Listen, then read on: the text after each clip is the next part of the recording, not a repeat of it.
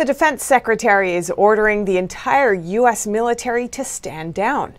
This in order for military leaders to address extremism in their ranks.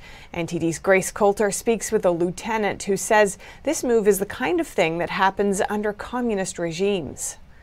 Newly appointed Defense Secretary Lloyd on Wednesday ordered a stand-down by all military units in the next 60 days to give commanders time to address extremism in their ranks.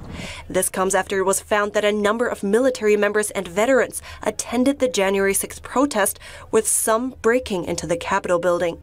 He said military leaders should be trained to make sure they're in touch with the people they're leading, including knowing what they're doing and what they're reading. And if confirmed, I will fight hard to stamp out sexual assault and to rid our ranks of racists and extremists. And now it appears he's putting that pledge into action. But Lieutenant Stephen Rogers, a retired U.S. Navy and police officer who also served on the FBI Joint Terrorism Task Force, questions the move. This, to me, dangerous. It looks like a political litmus test, and it's a road that you would only find in communist China or in the former Soviet Union. He says he wonders how military leaders will vet extremist views without violating service members' constitutional rights. We all know that in communist China and the former Soviet Union, there were political officers attached to every unit. You just breathe something that is anti-government or criticize the Kremlin or criticize the Chinese Communist Party, you're finished, you're done. What counts as extreme is often subjective, making it difficult to identify. Even Chief Pentagon spokesman John Kirby said on Wednesday, quote, "We don't know how we're going to be able to get after this in a meaningful, productive, tangible way."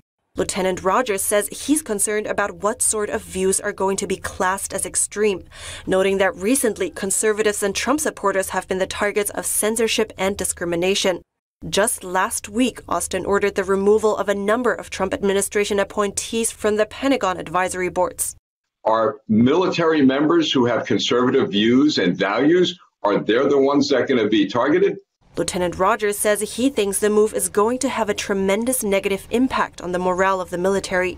He says it will cause mistrust, suspicion, and fear among military members. He says if things continue to go down this road, the U.S. military that has always respected the American people and the Constitution will cease to exist. And they will become another arm of the government. And I'm not talking about the U.S. government as we know it now, but a U.S. government that Joe Biden, the socialists, the communists want to create in this country. The chief Pentagon spokesman said there is not yet any decision on how long the military pause will be. He said training materials will be developed and sent out to units so they can have discussions about the issue. Reporting by Grace Coulter, NTD News.